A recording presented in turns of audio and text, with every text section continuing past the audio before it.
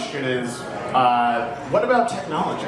Are there some trends or some new things in tech that could be beneficial alongside the massive streaming world that we're living in? I'm going to start with Ian. You don't have to give us any information that Spotify can't release yet, but if there's anything that you have, then we'll go down the line.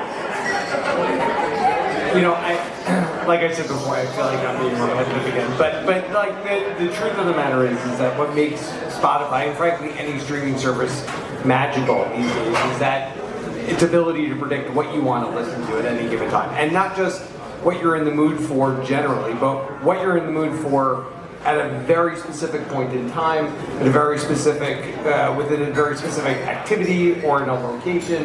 Yeah, I mean, without going too geeky into the specifics of it, it's miniaturization of everything. So that's my black backpack over next to that Fender amp, and that is 1/4 of my studio. So that miniaturization has, I mean, I don't know how this applies to the industry outside of myself, but I can say that I'm having a really good time going from festival to festival, from Norway to Denmark to the Napa Valley to Lake Tahoe and here, and do all this stuff with bags that fly free on Southwest. I'm a bad person to ask because I'm like acoustic guitar, pad, and pencil. Sure.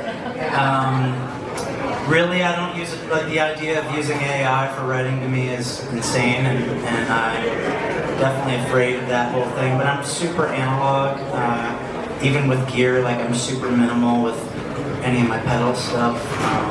Recording stuff is getting up the same thing, smaller, more portable, easier. I can record stuff in a hotel room, but I'm still pretty like old man on a rocking chair with a guitar.